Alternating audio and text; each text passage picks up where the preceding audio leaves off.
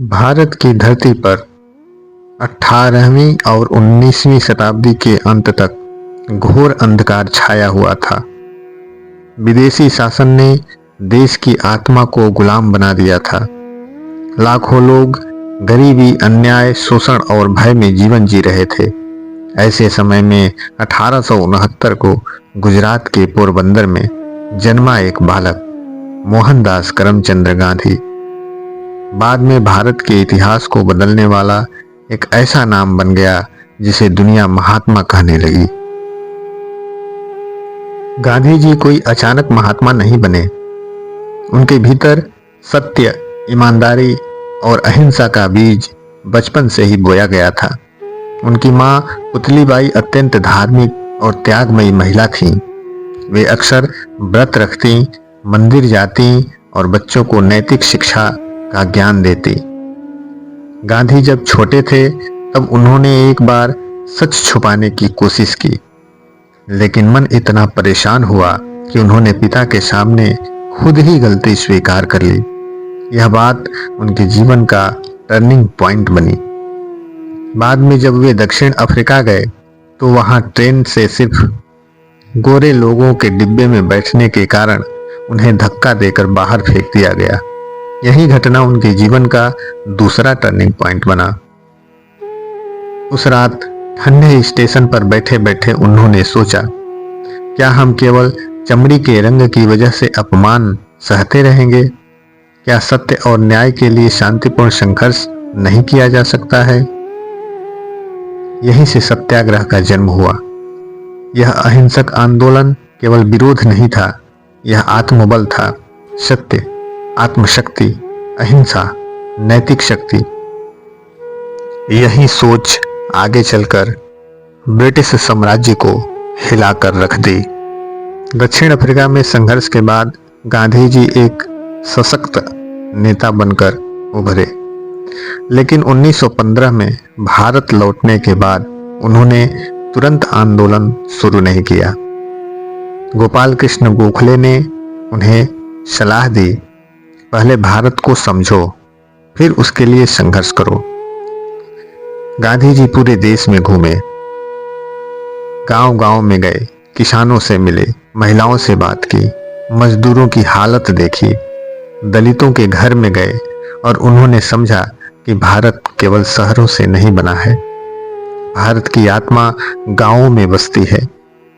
तभी उन्होंने कहा, भारत को आजाद करना है तो पहले भारत को समझना होगा। बिहार के चंपारण में अंग्रेज किसानों से जबरन नील की खेती करवाते थे और इसके बदले उन्हें इतना कम पैसा मिलता था कि भूख से मरना पड़ता था। गांधी जी वहां पहुंचे और सैकड़ों किसानों का दुख सुनकर बोले, जब तक न्याय नहीं मिलेगा मैं यहां से नहीं जाऊंगा। उन्होंने गांव में पदयात्रा की, किसानों के घर घर जाकर बयान इकट्ठे किए। अंग्रेज सरकार घबरा गई और आखिरकार पीछे हट गई। उन्हें कृषि सुधार करने ही पड़े। यह गांधी जी की भारत में पहली जीत थी। यहीं से देश ने विश्वास किया कि शांतिपूर्ण संघर्ष भी निर्णायक जीत दिला सकता है। गांधी जी ने महसूस किया कि जब तक भारत विदेशी वस्तुओं पर निर्भर रहेगा, आजादी अधूरी रहेगी। उन्होंने कहा, हर भारतीय अपने घर से अपना कपड़ा बनाए, सरकारी करघे नहीं, घर का चरखा चलाए। खादी सिर्फ कपड़ा नहीं बनी, वह स्वाभिमान बन गई। यह आर्थिक क्रांति बन गई, यह एक हथियार बन गई। विदेशी कपड़े जलाए जाने लगे, भारतीय उद्योगों को समर्थन मिलने लगा, महिलाओं, गरीबों और बेरोजगारों को काम मिलने लगा। गांधी जी कहते थे, चरखा चलाना एक आर्थिक क्रांति नहीं बल्कि यह आत्मनिर्भरता का धर्म है। 1919 का जलियांवाला बाग हत्याकांड ने देश को झकझोर दिया। अंग्रेजों ने हजारों निहत्थे भारतीयों को मार दिया। गांधी जी ने पूरे देश को एकजुट किया और असहयोग आंदोलन शुरू किया। यह आंदोलन में लाखों लोग शामिल हुए। सरकारी नौकरियां छोड़ी गईं, अदालतों का बहिष्कार किया गया, विदेशी कपड़े जलाए गए, स्कूल कॉलेजों से त्याग पत्र दिए गए। देश भर में सभाएं, आंदोलन, विरोध और जुलूस हुए। पहली बार ब्रिटिश सरकार पूरी तरह से डर गई। पहली बार यह लगा कि भारत अब भाग्य नहीं बदलेगा, इतिहास बदलेगा। नमक पर कर लगाना भारतीयों के लिए अत्याचार था, क्योंकि नमक हर गरीब की जरूरत थी। गांधी जी ने साबरमती आश्रम से 400 किलोमीटर पैदल यात्रा की और दांडी गांव पहुंचकर समुद्र का नमक उठाकर कानून को तोड़ा। यह दृश्य इतिहास में अमर हो गया। गांधी ने कहा, अगर एक गरीब व्यक्ति नमक भी आजादी से नहीं बना सकता तो उसे आजादी नहीं कहा जा सकता। यह आंदोलन इतना प्रभावशाली था कि दुनिया भर के अखबारों में यह प्रकाशित हुआ। 1942 में गांधी जी ने अंतिम निर्णायक युद्ध शुरू किया।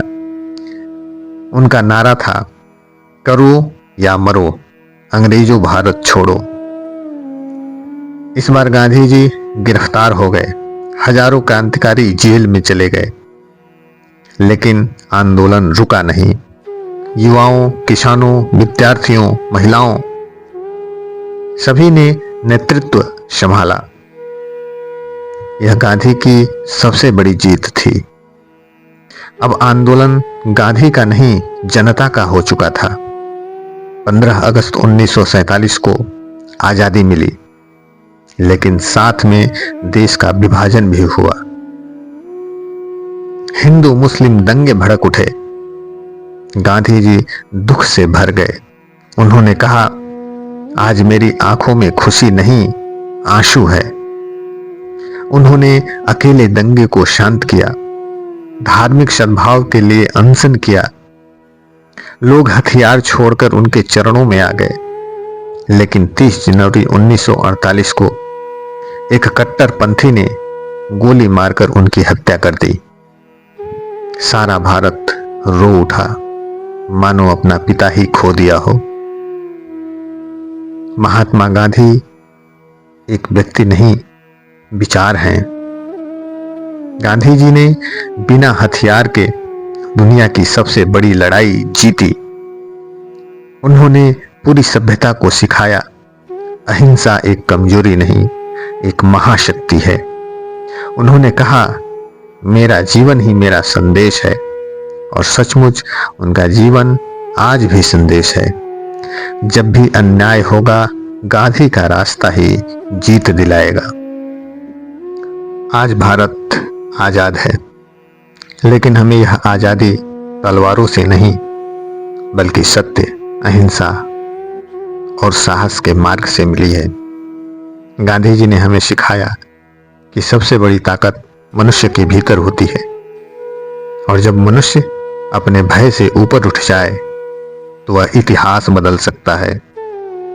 आज हमें फिर याद रखना होगा, अहिंसा केवल अतीत नहीं, यही हमारा भविष्य भी है। अगर हम न्याय, सत्य और प्रेम के साथ खड़े हों तो कोई भी व्यक्ति, कोई भी शक्ति हमें रोक नहीं सकती। आइए हम सब मिलकर यह संकल्प लें कि हम एक ऐसा भारत बनाएंगे जहां सत्य कमजोरी नहीं, शक्ति होगी, जहां हर व्यक्ति स्वतंत्र होगा और हर आत्मा गौरव से जी सकेगी।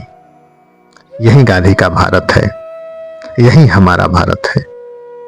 वंदे मातरम, वंदे मातरम, वंदे मातरम।